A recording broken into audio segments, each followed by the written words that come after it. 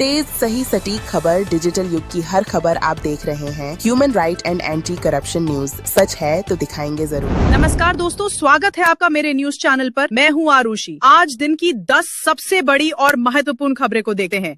CV Radhakrishnan बने भारत के नए उपराष्ट्रपति। राष्ट्रीय जनतांत्रिक गठबंधन (एनडीए) के उम्मीदवार सीपी राधाकृष्णन को भारत का 15वां उपराष्ट्रपति चुना गया है। उन्होंने विपक्ष के साझा उम्मीदवार बी सुदर्शन रेड्डी को 152 वोटों के अंतर से हराया। 67 वर्षीय राधाकृष्णन, जिन्हें उनके समर्थक तमिलनाडु का मोदी कहते हैं, ने अपनी राजनीतिक यात्रा भारतीय जनसंघ से शुरू की थी। वे 1990 के दशक के अंत में कोयम्बटूर से 2 बार लोकसभा सांसद चुने गए थे। उपराष्ट्रपति बनने से पहले वे महाराष्ट्र के राज्यपाल के रूप में कार्यरत थे। इस जीत के बाद उनके सामने राज्यसभा में सत्ता पक्ष और विपक्ष के बीच संतुलन बनाने जैसी कई चुनौतियां होंगी। नेपाल में गहराया राजनीतिक संकट। नेपाल में राजनीतिक अस्थिरता और भ्रष्टाचार के खिलाफ शुरू हुए विरोध प्रदर्शनों ने हिंसक रूप ले लिया है। देश में व्यापक विरोध के बाद प्रधानमंत्री के.पी. शर्मा ओली ने इस्तीफा दे दिया है। प्रदर्शनकारियों द्वारा मंत्रियों के आवासों पर हमले और कर्फ्यू लगाने की स्थिति के बाद सेना ने सुरक्षा की कमान संभाल ली है। यह विरोध प्रदर्शन सोशल मीडिया पर प्रतिबंध के बाद शुरू हुआ था। इस बीच भारत के प्रधानमंत्री नरेंद्र मोदी ने नेपाल में शांति और स्थिरता की अपील की है। पीएम मोदी का हिमाचल और उत्तराखंड दौरा। प्रधानमंत्री नरेंद्र मोदी ने हाल ही में बाढ़ और भूस्खलन से प्रभावित हिमाचल प्रदेश का हवाई सर्वेक्षण किया। उन्होंने राज्य के आपदा प्रभावित जिलों चंबा और कांगड़ा का दौरा कर नुकसान का जायजा लिया और अधिकारियों के साथ उच्च स्तरीय समीक्षा बैठक भी की। इस दौरे के बाद वे उत्तराखंड का भी दौरा करेंगे ताकि वहां हुए नुकसान का भी जायजा ले सकें। सरकार ने हिमाचल को बाढ़ प्रभावित क्षेत्रों में राहत कार्यों के लिए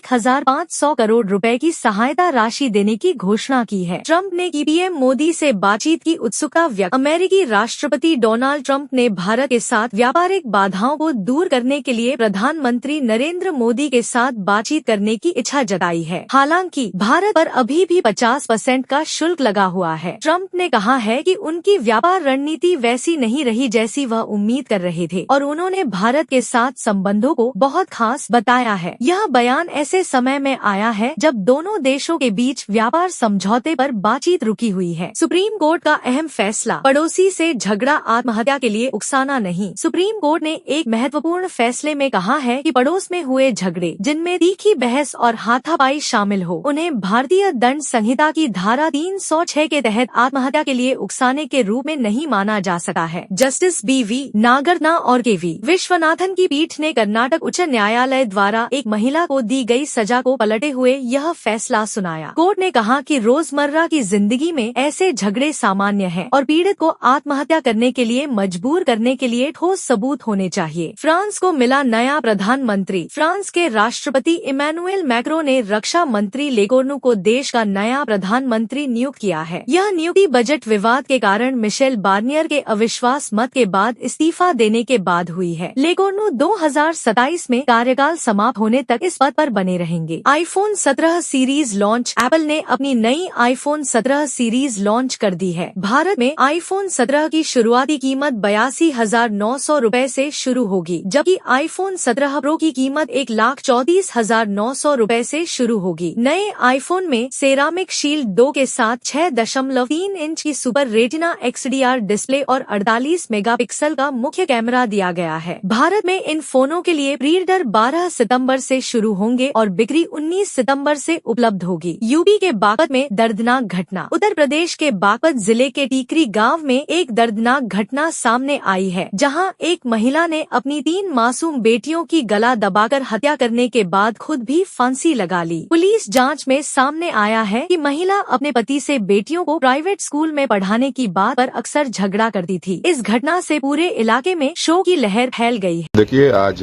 दिनांक 9 सितंबर 2025 को थाना दोगट पे सूचना मिली कि टीकरी गांव अंतर्गत एक घर है जिसमें एक महिला अपने बच्चों के साथ रहती है और इसका दरवाजा अंदर से बंद है और खुल नहीं रहा है। इस सूचना पर तत्काल थाना दोगट पुलिस जब यहाँ पर पहुंची तो आवश्यक वीडियोग्राफी करते हुए दरवाजे को तोड़कर जब खोला गया तो एक महिला का शव पंखे से लटका हुआ और अन्य इसके 3 बच्चों का शव बिस्तर पर पड़ा हुआ मिला। बच्चों के गले में भी चुन्नी लपेट के बांधी हुई थी। तो प्रथम दृष्टया ये मामला ऐसा लग रहा है कि महिला के द्वारा इन बच्चों का गला घोट के स्वयं आत्महत्या कर ली गई है। पूछताछ में महिला के पति ने बताया, जो कि एक टूरिस्ट बस ड्राइवर है, कि किसी बात को लेकर इनका गृह क्लेश चल रहा था और 24 घंटे से इनकी बातचीत नहीं हुई थी। ये महिला अपने बच्चों को अच्छी शिक्षा हेतु शहर में जाने की जिद कर रही थी, जिसका पति विरोध कर रहा था। इस बात को लेकर इन दोनों के बीच में थोड़ी कहासुनी हुई थी। आज शाम को जब ये घर लॉक होने की बात आई तो इन्होंने पुलिस को सूचना दी। थाना दोगट के द्वारा चारों शव को कब्जे में ले लिया गया है और आवश्यक पोस्टमार्टम और पंचायतनामा की कार्रवाई हेतु प्रोसीड किया जा रहा है। फील्ड द्वारा भी मौके का भ्रमण करके जो आवश्यक विधिक कार्रवाई थी, साक्ष्य लेने थे, वो ले लिए गए हैं और थाना दोगट पर आवश्यक विधिक कार्रवाई की जा रही है। Thank you. यूक्रेन में रूसी हमले में 24 बुजुर्गों की मौत। रूस और यूक्रेन के बीच चल रहे युद्ध में रूसी मिसाइल हमले ने एक और भयावह घटना को अंजाम दिया है। यूक्रेन के एक शहर में पेंशन लेने के लिए कतार में खड़े 24 बुजुर्गों की रूसी हमले में मौत हो गई है। यूक्रेन के राष्ट्रपति वोलोदिमीर जेलेंस्की ने बताया कि रूस ने सितंबर के पहले 6 दिनों में 1300 से अधिक ड्रोन हमले किए हैं, जिसमें 900 निर्देशित हवाई बमों का इस्तेमाल किया गया।